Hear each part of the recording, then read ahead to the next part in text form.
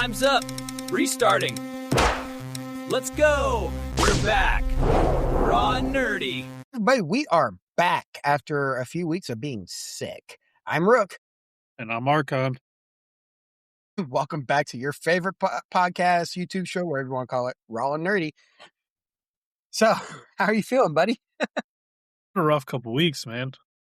I know, right? Started out sick with like an upper respiratory thing going on, and it developed into pneumonia, and it's been rough. Been on antibiotics, steroids, inhalers, you name it. I've probably been on it. It's mostly gone, but I still have a little bit of a cough here and there, and it's still kind of rough. I'm going to try and get things back to normal, but it's been an interesting couple weeks, to say the least. Yeah. As we told y'all in that short episode, we have been sick. I'm guessing, an upper respiratory infection. It took a week and a half for me to finally get to where I could actually sleep without coughing every 5 seconds. Yeah. Yeah, I feel that. So anyhow, now that we're feeling better, you said you did some things during your week while we were off. Weeks. Weeks. Yeah, weeks. I forgot weeks. Yeah, I couldn't really do much except for watch TV, maybe play a little bit of video games and stuff. Been playing this game, No Rest for the Wicked. It's been out for a little while, but they just dropped like a multiplayer thing, so it kind of came back into the spotlight. It's a ARPG, but it's pretty fun. It's kind of got like a Souls-like feel to it, where it's a little tougher. Okay. Kind of leads into a little bit of what we're going to be talking about today, with like the toughness of games as opposed to back in the day. But it just kind of, I don't know. It's got a good feel to it. It's got a good story to it. I like it. The only thing, I'm kind of getting more into the end game now, and that seems really slow, which is going to turn me off real fast. Like the end game is like this corruption thing that can pop up, but I think it only pops up like once per day, which that won't fly. I'm not. Otherwise, you just log in, clear out the corruption, and then you're done for the day. That's lame. And that seems like it would kind of suck. But hopefully, that's not the whole end game. Yeah, I don't know. I've also been, kind of doing a few other things here and there. Me and my stepson was really excited about some movie that came out this weekend. So he bought tickets and wanted me to go see it with him. So I took him to go see it last night. It's called Iron Lung. It's based on a video game that's like kind of short, where I guess the premise is like everything, like all the worlds die off and very few people are surviving, and there's like this planet with a sea of blood, and they're investigating this sea of blood. You're a prisoner that's you get locked in this like iron lung submarine. You're like welded in, and they put you down into the sea of blood, and you're looking for something, but you don't know what. And yeah, that's the premise of it. And when you said iron lung, I thought of a documentary about the iron lung. No. It's kind of like got a sci-fi feel, a little like psychoactive weirdness to it. The entire movie takes place with one guy inside of a submarine that's maybe the size of my kitchen. The whole movie takes place in there, and it's kind of oddly good. Like, I was pretty invested in it. I still have no clue what was going on or what the plot of the movie was, but like, I was entertained for the whole 2 hours. I'm gonna have to read into this. It was like some special like screening movie that apparently was like, it broke records for the most fake blood in a movie because of the sea of blood and stuff. And I don't know. It was made on like a $3 million budget. Yeah, I just Googled Iron Lung movie and went to the images tab, and there's a guy covered in blood. Yep. It's funny because there's parts in the movie where like he gets injured and you can't even tell because there's so much blood that you don't even know if it's his or well, it's just blood everywhere. That is But weird. it was actually a really good movie. I enjoyed it, even though I had absolutely no clue what the plot was or what was going on, even after watching the whole movie. But it was good. My stepson really liked it. I guess it's written and directed by some guy that he follows, based off the game, like I said. Oh, okay. So I looked up the film synopsis, and the quick synopsis is survivors of the apocalypse send a convict in a small submarine to explore a desolate moon that's an ocean of blood. That's basically what I said. Mm-hmm. That Uh, is the plot. yeah, but there's a reason. Like he's after something, and they're very adamant that he gets them that thing, and you never find out what it was or what it's for. It's like I don't know what he's trying to get. I was so confused, but it was good. I don't know, the movie was cool and it like kept you on the edge of your seat and you were like really enthralled. I'll give it that. But there was definitely a demographic of people that were there, that was for sure. Like I walked out of there and it was like I'm looking around at all the people that are coming out with me and it's like wow, this is worse. I won't say worse because I really enjoy going to Comic Cons and stuff, but like there are more nerds in this one movie theater than you would ever see at a Comic Con. Like every single one of those guys were like, wow, these guys are nerds. Like, and I don't mean that in a bad way, but like Should have went wearing your you ask knew me they about were my all podcast nerds. shirt. You get the feeling that that every single other person in that theater lived in their mom's basement. Just saying. But yeah, it was kind of good. I also started watching the show Landman. I'm obsessed with that show. Like, I heard it's supposed to be really good. it's so good. I only have a couple episodes left until I'm done with the first. Well, there's only 2 seasons, but done with both the seasons. It's really, really good. That's good. I don't know. It gives you a definite. I'm surprised you haven't watched it. Living in Texas, the entire show is about Texas. That doesn't mean I'm going to watch it. I know, but like you'd think it would be. As a native Texan, you'd Dude, be like, "Oh, I gotta watch this Texas." I just caught up on NCIS Origins and NCIS, and I just started watching The Rookie. So there's a lot of stuff I haven't been Oh, watching that I should watch. you probably still haven't watched Chad Powers. I started watching that. I got through episode 1. So funny. Show is so funny. Oh, you gotta finish it. It's not that long. It's a pretty No, short show, it's 8 episodes. and they're only like half hour. It's 8 quarters, that's all. Yeah, The way they labeled the episodes, quarter 1, quarter drove me 2. crazy. I don't even. Is there 8? I thought there was only 6. It might only be 6. I think it's only 6 episodes.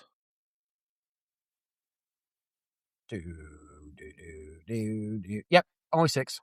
Yeah, but yeah. So, I mean, I've been kind of just flopping around. I was playing a little bit of World of Warcraft yesterday, just for something to do. Yeah, because the Whoa. new expansion comes out in like just over a month. So I was like, maybe I'll check it out a little bit before the new expansion comes out. Yeah. So I was playing that for a little while.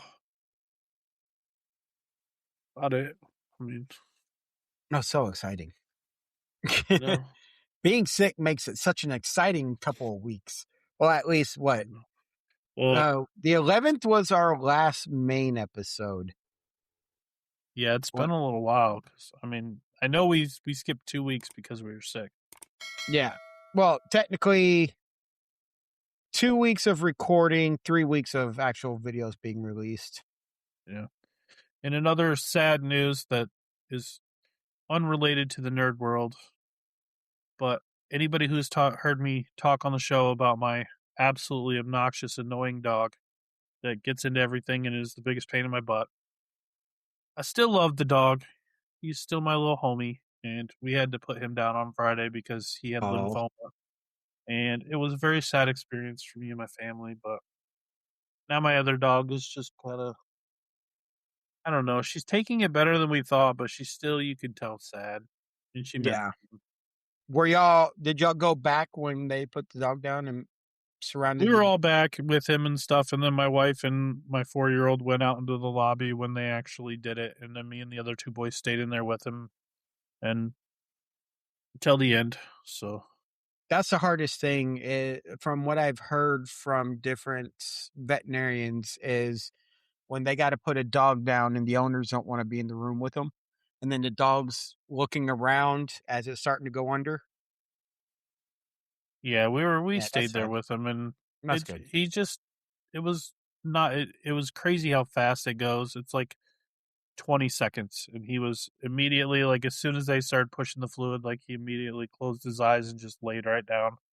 And then, like, 20 seconds later, she checked his heart rate, and Yeah. he's gone. But I mean, we had some good times with him, and he was actually pretty sweet in the end.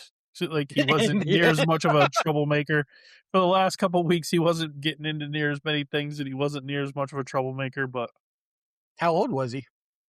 7, Oh, so he lived a decent life. yeah, he wasn't super old, but he got lymphoma really bad, where he had big lumps all the way up his throat. Mm, He wouldn't eat. He wouldn't, like, it hurt him to eat. You could tell his breathing started getting pretty labored, and he got super, super skinny. So we're like, yeah. yeah, we're just going to have to help him along. So, End of suffering. yeah. Well, Yeah, I'm not looking forward to the day I lose Ezzy. I'm not planning on getting another one or anything like that. We're just keeping Izzy and Ezzy. We're just keeping Izzy, and she's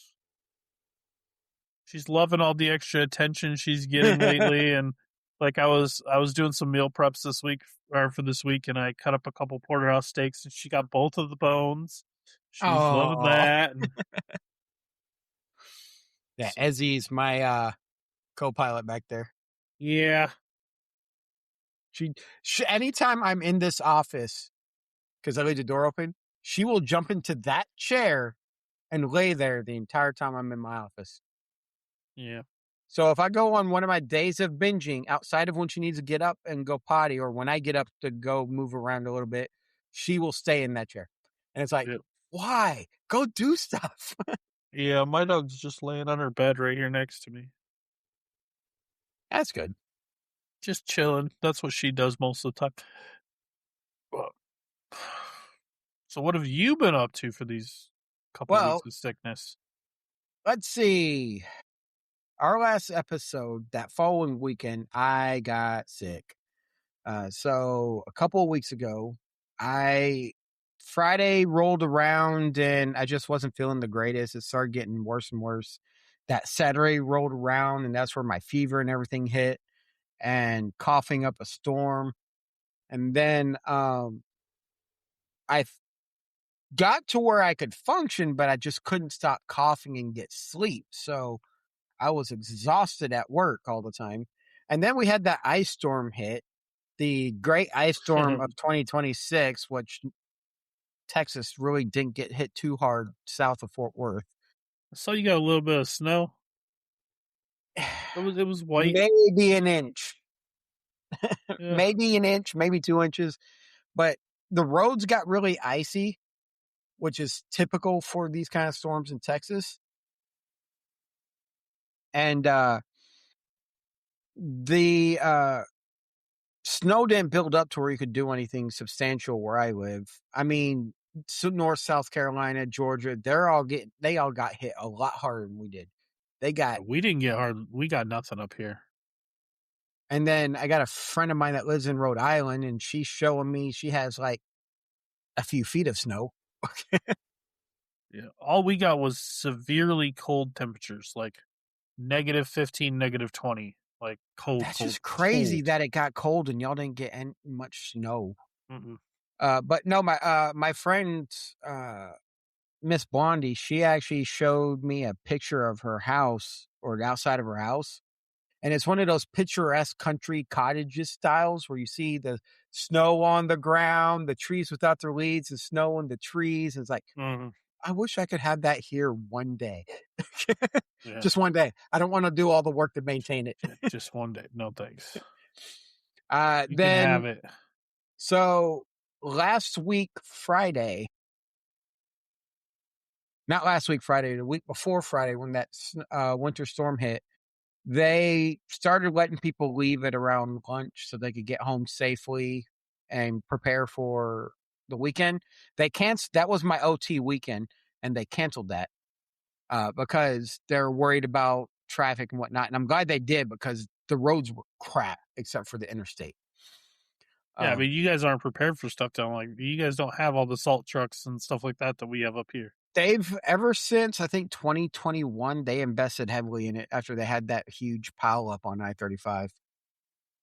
um, but it's nowhere near what y'all have because y'all get it a lot more often than we Right. do. So they shut everything down. That's when I got sick.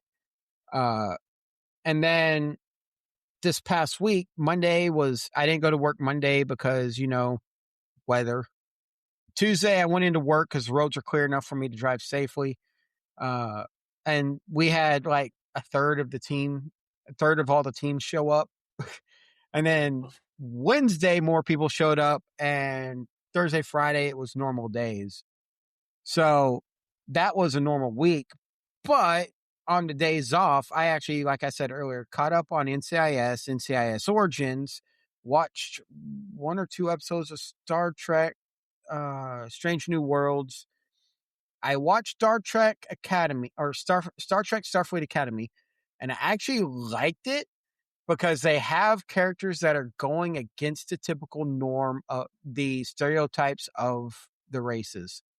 But they have the one character I questioned the most on how it worked was they have a half Jem'Hadar, half Klingon character. Huh. Now, 900 years of time passed. It is very, very, very plausible that the Jem'Hadar started moving away from the white and actually making it where they can reproduce and not be sterile. Because the character is the offspring of a male Jem'Hadar and a female Klingon, and she is just the coolest character because she has the uh, the want of not failing from the father, and then the having being prepared to die from the mother, and it's like those clash a little bit there. Yeah. Always be ready for battle, and today is a good day to die. So be ready to fight and don't worry about dying. That But I actually sounds like it. interesting. It's actually the story actually is actually really good. I need to finish watching Strange New Worlds. I watched the first. Did I watch the second? I don't remember.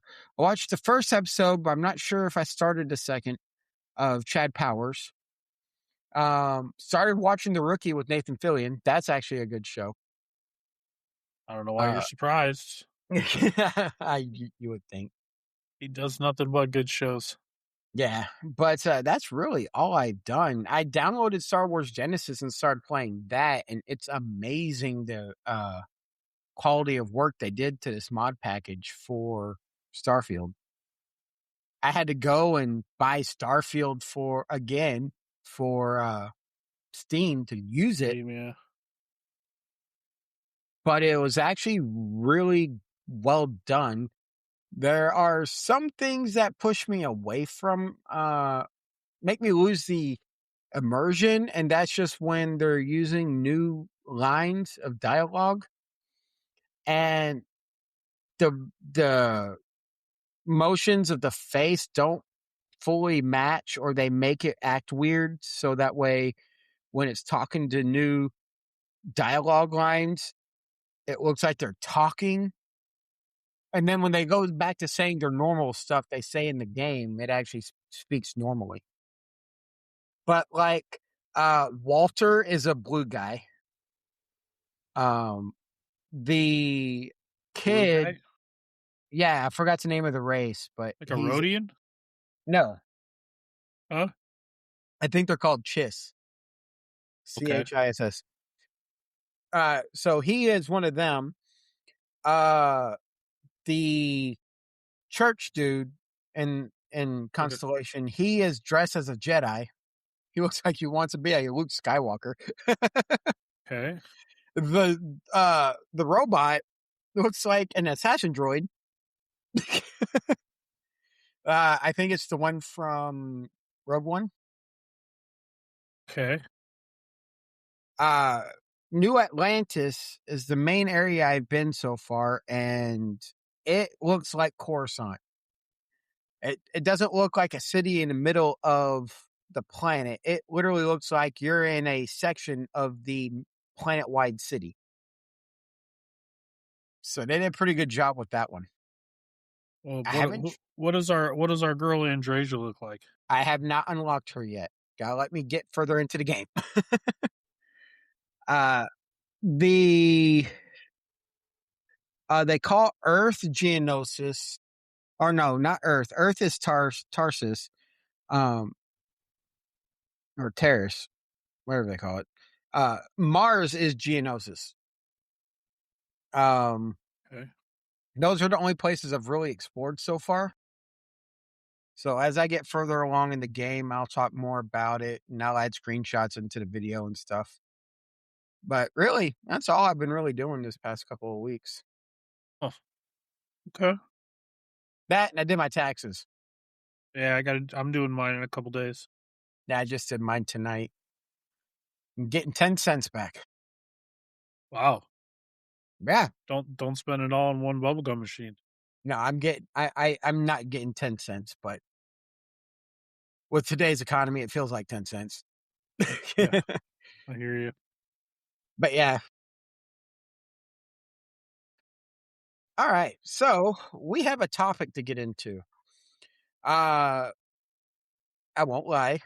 I asked AI to give me some nerdy ideas for the podcast, and it came up with one I thought was actually a pretty interesting one to talk about. And so I deep dove all of the information needed for it. It's I could come up with a better name for it, but AI said modern nerdy media has no stakes. And It's not wrong. yeah, it's not. And it's bashing on a lot of them, but it explains why. So we'll get into the first part. And the first section is permanent stakes. It's action or results and actions don't feel permanent. Like death doesn't feel permanent in a lot of movies these days. Yeah, we live in the age of retcon. Mm-hmm. They retcon everything. They do. Like, if you've ever seen any of the Fast and the Furious movies, for one huge prime example is anybody who dies in like the first 4 or 5 movies is back by the end. Yeah. They're not dead. They're back. They come back somehow. Yeah. Lord of the Rings, the examples I found, Lord of the Rings,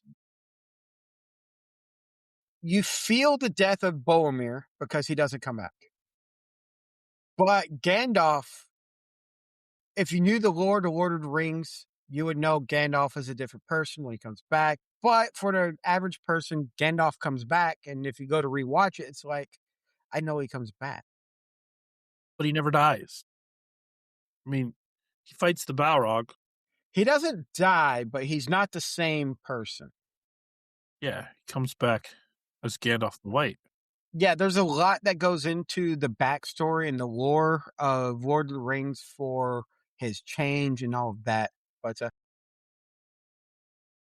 the Avengers, that doesn't feel permanent when people die and then you go back in time, you time travel to get all the stones and undo the snap. And the Yeah. only person that you feel dies, well, when it happened in Endgame, I felt sad for Robert Downey Jr.'s character when Peter dies. And because Tom Oh, when Holland he got portrayed that, snapped. yeah, Tom Holland portrayed that perfectly. But I mean, even Gamora, when she gets thrown off the thing for the stone, like then she because of the dual timeline, she comes from the other timeline, and now she's alive again. But yet they want us to believe that Black Widow is dead for good, and so is Tony Stark. yeah, I don't get those. Why can't they just go get the one from the other timeline of them too? Like, Exactly. I don't know. Anytime you introduce time travel and alternate dimensions, you open yourself up for comic books. a lot. I see, and that's the problem with making movies off comic books. Is comic books, you have to have a way to keep people invested in those comics. And if you kill off a character in the comic and you're not prepared to fill that spot right away, you've got to have a way of bringing that character back. Hence the reason why there's so many multiverses in the DC and Marvel universes. Yep. The point here is, if loss or failure can be reversed, why be invested in the story? Exactly. And I put a note in here, and the reason I put a note in here is because it reminds me a lot of video game hardcore mode versus easy mode. Yeah, for sure. Like, when you're playing, if you're playing a game on hardcore mode, which, and for those you don't know, hardcore mode means you die, you're done. You lose your character, you have to start over. And when you're playing a game on hardcore mode, you are paying more attention to what you are doing than you've ever done to anything else in your life, because the slightest little slip up and you lose hours, days worth of work. It's tough. Like, I've played, like, on Path of Exiles 2, I've played a hardcore character. I didn't get it very high because it was too nerve-wracking, man. Like, yeah, gives you anxiety. Yeah, that's the hardest part. And then easy mode, where you're handheld through the thing, given so many potions to stay alive. Or when you die, you just start from a save point. All right. The next section is the multiverse time travel resurrection problem. We already hit on a lot of these. The multiverse has infinite backups, going to pull those characters from another universe. Then you got time travel, which they do this a lot. And Star Trek Voyager was extremely guilty of this. But it actually made for a really good, where you could do a really good story on one of the episodes called The Year of Hell. And the Voyager's just getting really screwed up, fighting. And then at the end, they're fighting this time ship. They blow it up, and it resets the entire galaxy's time back to when this race started manipulating time in general. But I don't like a lot of shows and movies and stuff. I don't like when they introduce time travel into it, because it just ruins the premise of the entire movie. It does. A big example of that, okay, I'll use Harry Potter, for instance. When they introduced the whole time turner thing, because Hermione's going back in time so she could take more classes, right? But no one ever thought of all these people getting killed and murdered and everything from Voldemort coming to power. Nobody thought, let's use one of those things to stop Voldemort from ever coming to Hogwarts and learning magic to begin with. Nobody thought that would be a good idea. Like, when you introduce time travel, you just introduce problems, because it just creates plot holes. I mean, take a look at who the people who did time travel right is Back to the Future. You go back in time, you change something that happened back in time, and it affects the future. Right. And it affected the future. Star Trek, the new spin-off Star Trek, the Kelvin universe, actually did a fairly good take on it, where Leonard Nimoy's Spock goes back in time to try preventing the destruction of Romulus, and it completely changes the timeline to a different arc. So stuff like that. That's the way Marvel did it too, where they're like, oh, well, you can't go back and change time. All you could do is create a new timeline. And that's why you got so many different multiverses, because you keep making all these different timelines. It's so like when you introduce time travel, it makes everything confusing, and it makes, like I said, so many plot holes. Mm-hmm. Because yeah, like when Voldemort takes over the Ministry, why doesn't he use one of those? Like, I know there's all the laws governing them, but he doesn't care about laws. So when he takes over and has access to all these time machines, basically, why doesn't he just go back and take over the world? Like, it just, like, they mention it and then they just like completely forget about it. Yep. But then again, there's time travel where they go back in time and reset everything. And it's like, I hate to say the ones where they go back in time and create all these different time travel timelines is the way to go, but that is the way to go, because going back in time and just resetting everything to where it looks like nothing happened, that is annoying. Do you know one movie that I will say did time travel really well and I really liked it? Timeline. Oh, I would hope so. It's all about time travel stuff. Yeah, but that movie, I loved that movie so much. You know which movie that is, right? With I Paul Walker and Gerard Butler, where they go back to think like I've seen medieval that. Yeah, times. I And think like I've at the seen that. beginning, he's like an archaeologist, and Gerard Butler's like an archaeologist, and he's like, um, he uncovers this tomb of this unknown king and stuff like that that's missing an ear and all that, and then later finds out when he goes back in time that he is that person. Like, that's him, that's his tomb and stuff. It's like so sweet. Like, I love how they do that. That would actually make sense. What was it? I was thinking of something else that did time travel right. I can't think of it now. But one that does it horribly wrong, but it's still a good movie. Terminator. Yeah. Yeah. All right. So my next point on this in this group is the magic resurrection. It's really, it can be a problem for stories and making people invested in the story. Uh, but it also in video games is good for just keeping the fun going and learning the stories without having to go back and replay it. Um, I use the example of Baldur's Gate 3. When a party member dies, you can just go back to the skeleton dude and have him revived or Yeah. resurrected. See, the problem I have with resurrection games is when they do it, but yet also in the same story they talk about how, oh, so and so was such a great king, he died too early, I wish he was still around. Why didn't you resurrect him? You Yeah. resurrected my priest 6 times. Why didn't you resurrect the king that everyone adored? Like, it's like, it's when things like that don't make sense to me. Like, or in like World of Warcraft, there's so many different characters who have died that are like major characters, and they become like this huge, this big monster part of the plot. Why didn't you just resurrect him? I battle res every fight I'm in. Why didn't you resurrect him? Like, Yeah, I see, don't get it. there's that, but see, D&D has that same issue where, all right, cool, you got knocked down, you're dying, you still have your full body. I'm going to resurrect you within this minute before your body completely perishes.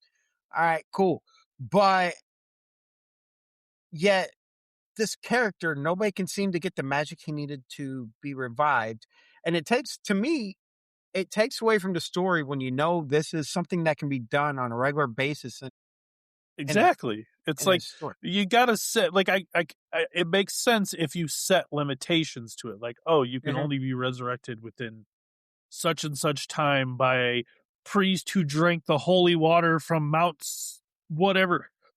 Cool. That makes sense then, and I understand why you just resurrected me but couldn't resurrect him. But when they like just completely ignore the rules for some situations but not others, it's like, Mhm. this doesn't make any sense. Like, Yeah. where's the res? Like, why are we just gonna let this dude is pivotal to the world? Why are we letting him die when you can resurrect this guy in battle that is unneeded? This rogue that got caught sneaking. You resurrect him, but this dude who's pivotal to the world, oh man, let's have a funeral. Here's the best take on that one. Lord of the Rings Online follows the story parallel to you're playing your character story parallel to the companion's travel. So why is it I run with some friends, we're fighting this main fight, and he can battle res me every so often, but they couldn't battle res Boromir? Yeah, exactly. So it's like we need continuities. Exactly. But that takes away from the stakes of the game, of the story, to where you're not really fully, you're invested in the actual story, but not in the action. And in some cases, it does take away from the story. So we're going to keep moving on because you are on a time limit. We have some time still, though. The next one is really interesting to me, and it's plot armor. Growing up, I really didn't notice the plot armor then. However, these days, it's very noticeable. You can tell who's not going to die. That's because plot armor back in the day didn't really exist. Like, anybody was fair game in a movie or a game back in the day. Like, people would die all the time, and you were like, holy cow, I can't believe they just kill off that character. Nowadays, if the person is the top billed person in the movie, you know that the entire building can blow up around them and they will walk out some. I use some very generic examples. I put the best pilot survives an unreal accident. Yeah. Aliens seem to miss their shots when they're perfectly lined up on the guy. Or, and the most infamous missing of everything ever, stormtroopers from Star Wars. Yeah. They can hit everything else, but they cannot hit the main characters whatsoever. Yeah.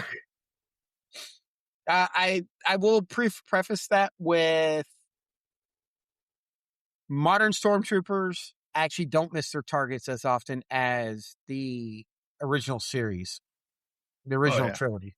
The original trilogy, they were notoriously bad. Mm-hmm. But in contrast, Game of Thrones, your favorite characters tend to die off all the time. You don't, for those who never read the books, you didn't know who was going to live or who was going to die. Let's be fair to stormtroopers a little bit, though. Imagine yourself wearing a stormtrooper helmet, and there's, well, just this is all you can see. It's just little, and it's like you're wearing sunglasses inside all the time. Like, it's hot. You're probably sweating in your eyes. I can understand why they miss so much. Like, why are they wearing those helmets? Like, for real. Like, take it off. You'd be able to aim way better. When they're shooting the main characters, they fail the laws of average. But it's like, because they can't see. Like, I wouldn't be able to see wearing one of those helmets inside at night. With how many shots they took at the heroes, you'd think they would have actually hit one of them. I don't know. Depends. Like I said, they probably had sweat in their eyes, and there's a lot of factors that could have went into that. We don't know.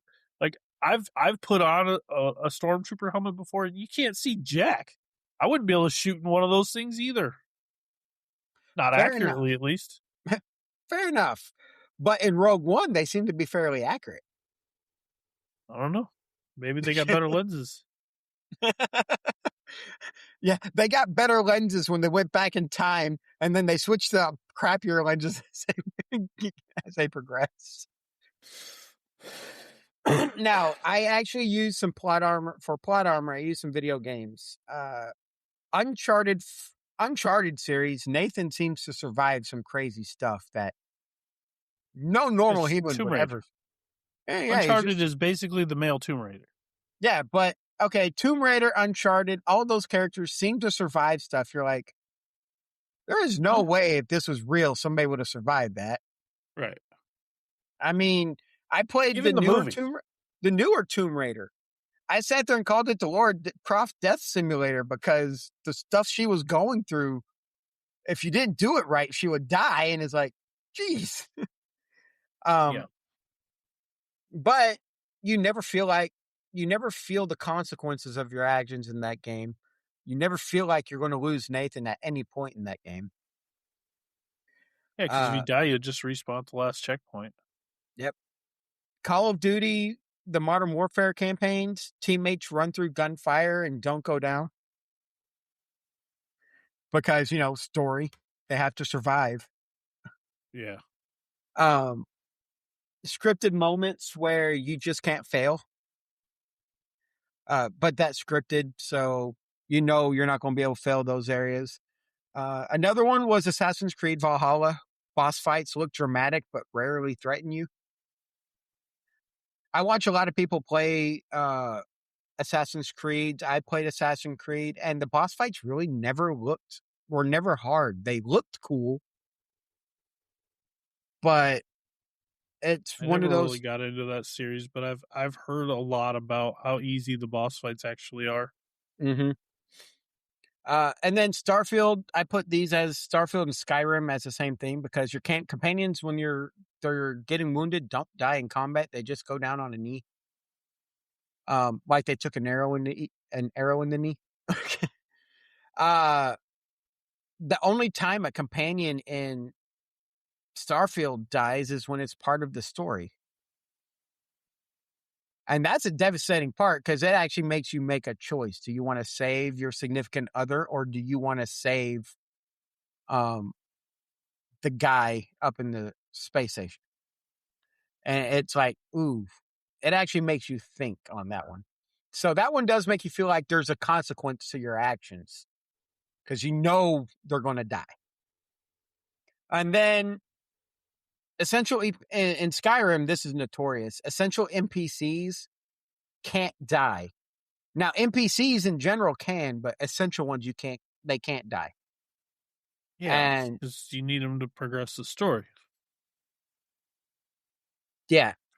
So it takes away from the story, takes away from the stakes of the game a little bit when that NPC can't die, but this one that's been running around and doing stuff for me dies. Have you ever seen that video or that meme going around about how anytime you order a pizza, you're essentially creating a quest? Yes. You are an NPC creating a quest for someone. You're giving them a quest and offering them a reward of money at the end. It's a fetch quest of all things. A fetch quest, yes. Nowadays, it's really a fetch quest. Pizza and bring it here. It's really a fetch quest these days when you use Instacart and they actually have to go shopping for you. Or DoorDash. Like, yeah, they got to go pick up your food and bring it to you. Yeah. All right. So the next segment is going to be where you're going to do a lot of the talking. Video games and their tendencies of hand-holding.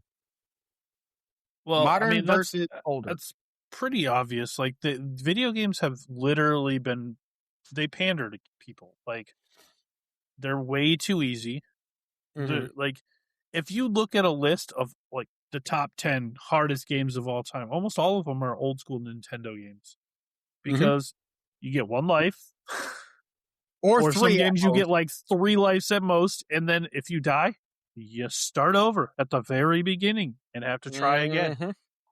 Like, that's the way it was, and nowadays it's like, oh, well, we're going to create all these checkpoints and save points, and even the games that people call like hard, like the Souls games, things like that. Like, there's still checkpoints. If you go and do something that you die, you go back to your last save.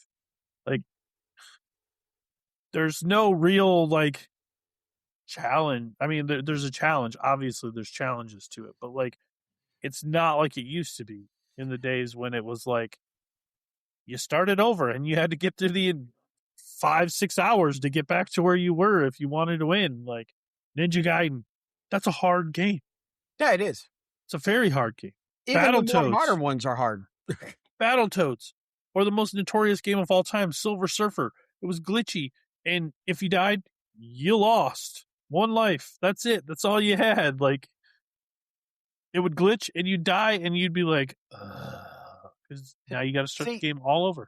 that's one thing I noticed is especially puzzles in the games, the older games, you had no direction of what you had to do with the puzzle. You might have had this obscure clue you had to read and figure out, and then go figure out that puzzle on your own. Nowadays, you go somewhere, they give you a breakdown of what the puzzle needs to actually be and how to solve it, Right. and that, tells you like, what to do. back in the day when I used to play EverQuest back in the day, an expansion would come out and you had to figure out how to beat the boss. You had to figure out what to do. Back in the day, EverQuest used to be stupid hard because if you died, you'd drop all your stuff and you'd have to try and get back to where you were. And if you were up in like one of the plains or something, corpse retrieval sucked. But if you didn't retrieve your corpse, you lost everything. Like, there was consequence. Now even EverQuest is like, oh yeah, you know, when you die, you resurrect with all your stuff and you go back to your last, like, wherever you bound yourself. And it's even that they pandered to the casual player and made even that easier, like on the games that used to be tough. Yeah, that's the same with WoW. WoW used to be you died, you had to go back to your thing and get all your stuff back. And you were a ghost when you had to run back. Oh, I remember that you were like the ghost and you had to ran run back to to your corpse. body to be able to you get had all to your run back stuff. to your body. But like, I mean, nowadays, you just appear in the resurrection circle and just run back to where you died to fight what killed you. Yeah. Um, But you didn't, at least you didn't like drop your corpse and lose everything in WoW. If you respawned yourself without going back to your body, yeah, you did. No, you still had all your stuff. You respawned sure? with all your stuff. You just had resurrection sickness and you had to wait like 5 minutes before you could actually do anything because you were weak, like super weak. Could have sworn you lost your stuff if you resurrected yourself after you respawned. No. No, the only game I remember doing that was EverQuest. And it was brutal. Corpse runs were brutal, especially on 56K modems. Like, by the time you'd load into zones, sometimes you'd be dead. And you'd be like, how about this one? Knowing where to go for your quest. Back in the day, you could not, you didn't know where to go. You had to figure it out running around this whole map, trying to figure out where you got to go. And then nowadays you got a glowing, sparkly trail to follow. You have an arrow pointing you direction. Yeah, there's like a big circle that shows you it's in this area. And like, back in the day, like, you use the community, like you guys all would talk and be like, hey, you know, I'm working on this. Anybody find this? Like you'd work together to try and solve things. Now they just made it easy. Back in the day, you had to call the Nintendo hotline to get help. The Nintendo hotline. Bust out your Nintendo power and get the number from the back and get your rotary phone out. Man, we old, but man, we're in that generation that got to use rotary phones and all that and all the new stuff. I put on here for older games versus newer games. I put enemies actually picking, getting advantages over the player. And I put Pokemon as my prime example. And this has been one of my biggest arguments through this entire game series. I hate it too. Back in Red and Blue and Yellow, you picked a Pokemon, your rival picked the Pokemon that was strong against yours. These days, your rival picks the Pokemon that's weak against yours and makes moves that are really stupid against you. And there's no real challenge against your rival. Yeah. Yeah, I agree. And even like with Pokemon ZA, like you have to keep battling your friends all the time. And they're like, oh, well, we'll see who the strongest is. What do you mean? I've beat you 8 times already. What are we trying to prove here? Mm-hmm. We got to see who's the strongest to see who's going to go up against so-and-so. We know who the strongest is. I've destroyed you 8 times now. Like, this isn't a contest. In Red and Blue, I lost to my rival a couple of times because I wasn't prepared for the fight. I didn't have the potions I needed and all that. I go Yeah. in Pokemon Sword and Shield. I went up against my rival, and every time I had him beat, I switched Pokemon just because I wanted to use a different Pokemon. Yeah. And I remember back originally, like in like the original like Red and Blue, you Mhm. only got experience on whichever Pokemon fought in that battle. Yeah, and Now so it's like when you win a battle, every single Pokemon on your team gets experience for it. It's like, this is just too easy. it's like, all right, cool. I get you're making it geared to kids, but a lot of adults play these games. Yeah, Have more a adults setting play or something. Pokemon than kids, to be honest with you. They need to Like, put I would say it's have a setting. Like, the hardest thing ever was leveling up Magikarp so you could get Gyarados. oh, now it's super easy. Yeah, now you just leave him in your Because all he could party. do before was splash. And now And he even actually like just gets experience from being in your group. It's like, oh yeah, yeah, hey, he's ready to evolve.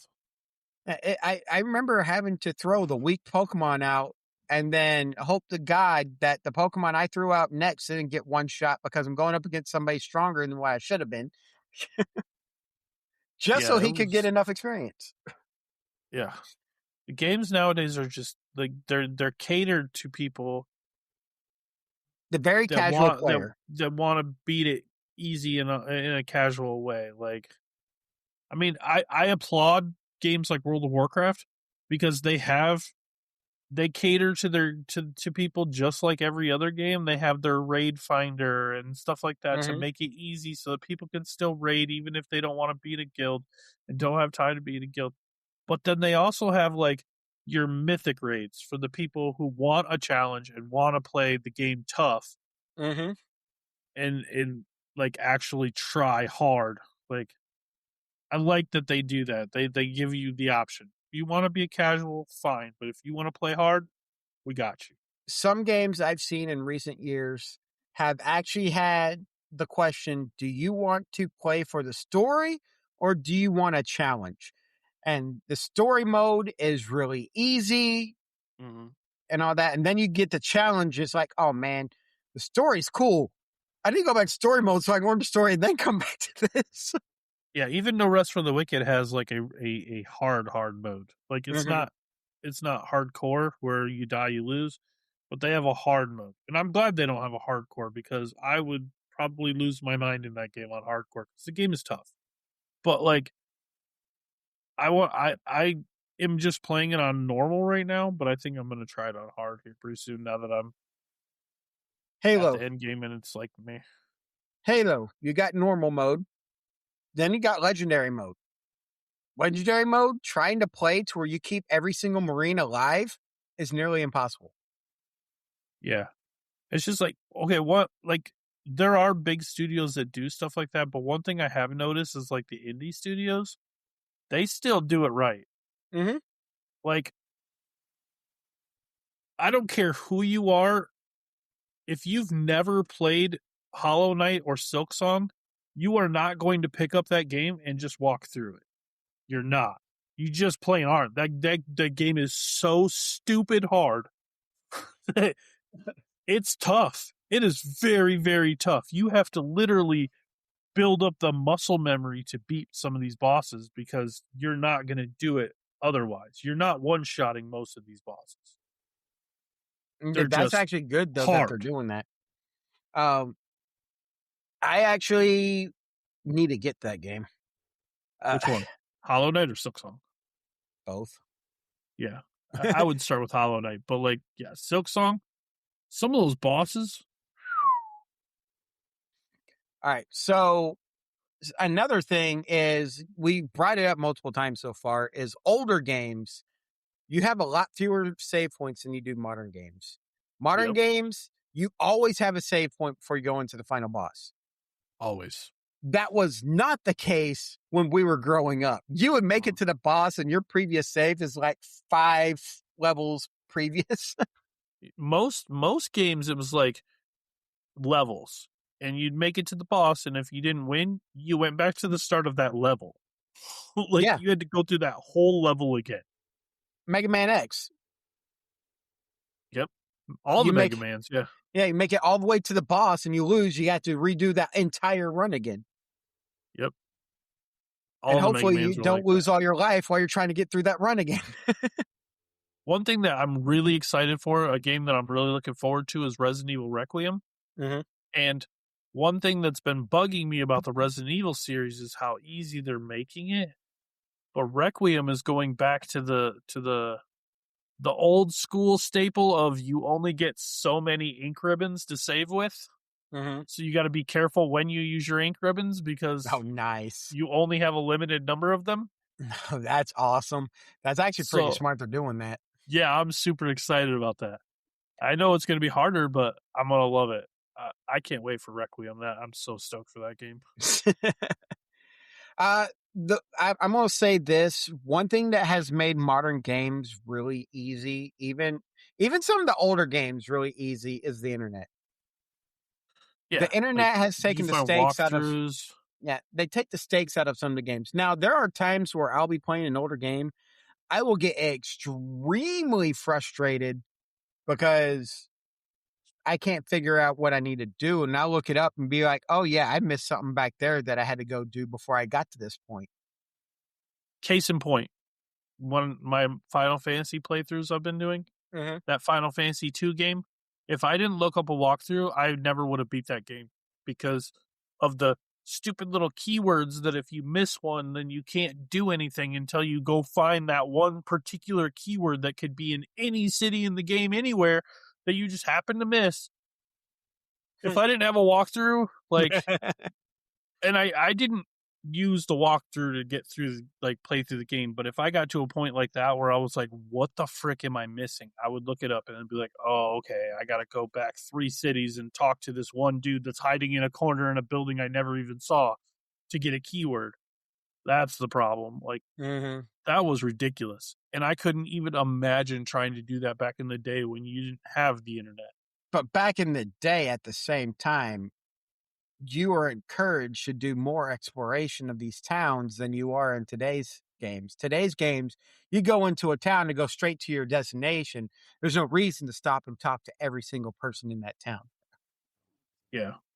Most of the time nowadays, like, games are so easy and so forgettable that, like, you could go through and beat a game and then I could be like, hey, Rook, like, what did you do in that game? And you might be able to tell me one boss that stood out to you, but other than that, you'd be like, I don't know.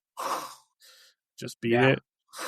Yeah, that's the sad part about a lot of modern games. I will say that some of the reasons I really like one of my favorite game series of all time is Mass Effect. Because and it goes against a lot of the stuff we're already talking about as to why the stakes are low in these games and whatnot, and then affect our investment in these games. Mass Effect, if I don't do my end of the missions right, I can have characters die off and not be available in the next game. My choices actually have consequences in the universe. Yep, Fable. Yeah. Same thing. And it's both Fable, Mass Effect, they do a really good job of making you feel like your actions have consequences. Game, yeah. And that was it'll tell you what you need to do in the mission, but how you get there, it's not going to exactly tell you where you need to go. That was one thing I kind of liked about Avowed, because Avowed's the last game that came out that's really done the whole consequences of your choices thing. I just don't think they took it to enough of a degree. Like, your choices had consequences, but they weren't. You didn't feel them as hard as you did in, like, Fable or Mass Effect. Like, I don't know. Like, there were some things that if you did, like, would change the game. Like that one thing you found where you, like, in the second act or whatever, where you, like, saved all those people, like that was huge. Like, I didn't know you could do that.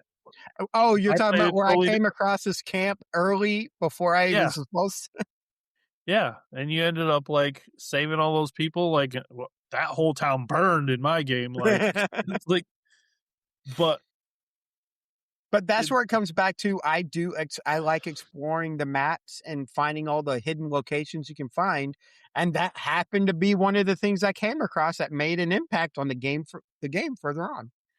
Yeah, Now, I I really wouldn't feel have like known more that. games need to do that. The more games need to do the choices have consequences. Your actions Like, need to have consequences in these games. because then you get invested in the game, and it gives you a reason to replay it. Because then you're like, oh well, what if I didn't do that? And then the next time you play it differently, and you have a different gaming output. Like, that's huge. That's fun. People enjoy that. Like, a lot of games I'll beat, and then I'm like, okay, uninstall. There's no reason to play it again. Like, even Avowed, I never felt like there was really a reason to play. I will probably play through it again at some point, but it'll be a while. Like a game like Mass Effect or Fable, I played those like I know Fable 2, I played through it like 3 times in a row because I wanted to see what would happen if I did this instead So that's or one thing. changed all this.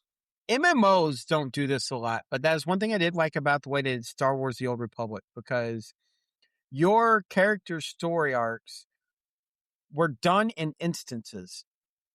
Yeah, And so you could go in and make some decisions in an instance that would be affected in the next planet's instance or the next story arc instance you go into, which that's literally for awesome. the rest of the time you play, it's affected. Like, you I could go mean, super dark, or you could go super light, or you could go a light, or you could go a Jedi that goes dark, or you could go a Sith that's good, or like, I mean, you could do all those different things, and they made a pretty big impact. yeah. And I'm playing Knights of the Old Republic. I'm going to start playing that one and try different styles of playing and see how that goes. But that They're is remaking that, aren't they? they've been remaking that for a while now. I'm waiting for it to come out. There Yeah, is a same. new Star Wars game coming out by 2030 called Fate of the Old Republic. Oh, that'll be out way before 2030. Yeah, but they're saying it will be out by 2030. They're saying that's their deadline they're giving themselves. Yeah. So the next section, because of time, the next section is the exception to this norm. This new norm anyway. And I used Andor because you have the chosen one safety net. There's no Force or Jedi to fall back onto in that TV series. The Empire is really competent in that series. Yeah, I haven't watched that one They yet. play hardcore into the spy stealth, the spy aspect of it. And the Empire isn't like what you got from the original trilogy. They're really, really focused on succeeding on what they're doing. They're actually really evil. People die suddenly, unfairly, and permanently. And the wins in that series are small. But when you have a loss in that series, it's weighted heavier than any win they get. Okay. Because this leads up to Rogue One, the Star Wars story. Oh. This is a Yeah. prequel story going into that. The Expanse, have you seen that? So The Expanse uses real life space physics. And physics in space kills. If you suddenly stop, you don't have an inertial dampener to save you. You're going to go splat. Because you're going to keep moving when the ship stops. Ammo and fuel matters. You have to actually account. They actually have to account for their ammo and how much fuel they're burning when they're traveling and stuff. Political decisions affect the characters in that series. And then there's no miracle tech to save the day. It's all realistic space tech. Right.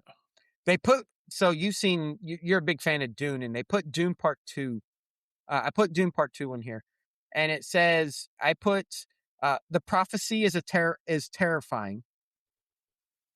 It's not one of those, the prophecy says you're the chosen one. It's something that's actually terrifying to the characters. Victory creates future consequences. It affects the future.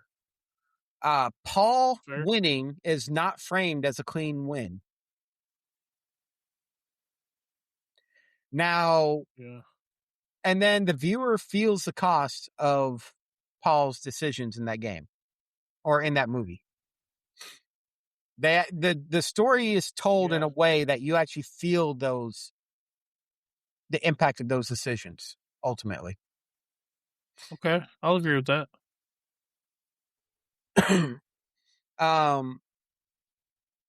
I wanted to add more. I was hoping you would add more to that. What you think? I feel like the big, like, especially like gaming wise, like the biggest like exceptions to the rule of the games getting easy are the games that are having, like, a lot of games are starting to go toward a hardcore mode, and I think that's smart because it gives players that challenge that they want, but they can still cater to their, like I said, pander to their other audience, which are a lot more casual, but they can also get to the hardcore people. Like, I try, like, I want to play some games on hardcore mode, but some games it's like, man, I don't know if I could deal with the anxiety and frustration. So it'd be so hard. But that's what I used to love as a kid, is those games that were super hard. Like, So I think what is bringing that back in modern days is more so the Dark Souls and Elden Rings and the challenge people had with those.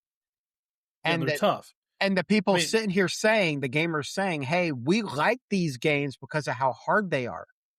but now imagine if you had a game like Elden Ring and you put in a hardcore mode. Dude, I would hate life. I mean, I've seen people do flawless runs of that game, but like, I watched a guy get to the very last fight, not taking a hit in the very last game and having to start all the way over again because he got hit one time. That's a serious hardcore that they had put themselves yeah, through. But I put the reasons in Dark Souls and Elden Rings beat the norm is death actually costs progress. You lose stuff when you die. yeah, you lose your souls, all Yeah. the souls that you had. But if you can get back to where you were, you can recover them. If you can get back to where you were. Right. Checkpoints in Dark Souls and Elden Rings are more scarce than they are in a lot of the easier games. Very much so. And the enemies really don't scale down to your level. No. There is no, it's like they're all really hard. And victory in that game is hard earned. That's one thing I really like about, like, because they say No Rest for the Wicked is kind of a Souls-like ARPG because of the toughness of it. But one thing I really like about it is that the difficulty, like, if you go into an area where it's like, oh, you should be level 6 before you go in this area, the mobs are going to be super tough to beat if you're not level 6. But then once you get to level 6, after that, they scale with you. So if you're level 17, you go in there, they're level 17. Like, they're not level 6 still. You can't just roll stomp areas. Like, everything levels with you and gets harder. See, that's one So thing. you don't want to just sit there and grind and level because it's just going to make the game harder for you. So that's one thing Star Wars The Old Republic has done, and I've seen some other games do it, is you go into a zone that, they made leveling so easy that you're almost level 20 by the time you leave the starting area, it seems like. And when you go to the areas, now they level cap the area you're in. So you might be level 22, but the area scales you down to level 15. Yeah. So they are doing some things to make it a little bit more challenging. But the most challenging game I've ever played that makes me actually care about my characters, XCOM and XCOM 2. Because you invest time into building up the skills of these characters, and you make a false move and they die, they're dead. And then you got to go back to training up another character to get them back up to the level these guys are. There's also, like, Arc Raiders is another one where, like, you build up your stuff in that game and then, like, you get killed. Somebody just comes up and takes your stuff. Yeah, see, I haven't really had that because I've played enough to where the game starts matching me with other like-minded players. Yeah. But in XCOM 2, permadeath for named characters, missed shots have consequences. So if you got a clean shot at something and you miss it and they fire back, you're probably going to die. timers can affect your decisions in this game and lead to permanent death consequences. And the losses compound over time because as you're having to rebuild more of these ships, fighters late game, rebuild your military to be able to fight back. If you don't, it's game over. Yeah, it kind of reminds me of what was it, Dune? Dune game we were playing. Like you die out in the deep desert, you're kind of hosed. Like you lose your ornithopter, you lose all your stuff, like you lose everything, like all your gear, everything. Yeah, you got to go back. You got to remake everything. Or you get eaten by the worm. Oh God, that's everything. All right, so looking at the time, you got to go to bed, sir. All right, so this is just I could have deep dove this hardcore. Oh yeah, we could have went way further with this. But it was our first episode back. I wanted to put a good topic together. Next week we'll probably do something not the same but similar on design. Let us know what you think. If you have any comments about all these, you can hit us up in our Discord, discord.gg/raw podcast. It'll be linked in the description below, or I'll even put it in the description of our podcast. If you are watching us on YouTube, like and share and subscribe. That'll help us out a lot. Yeah, give us those 5 stars. We love those 5 stars. Oh yeah, those 5 stars for the podcast. We gotta have them. Give us all your stars. All right, so that's all we got for y'all tonight, or this episode anyway. And you got anything else to add, sir? No, sir. All right. Well, I'm Rook with my buddy Archon. And for me, y'all stay nerdy. Have a great week, guys.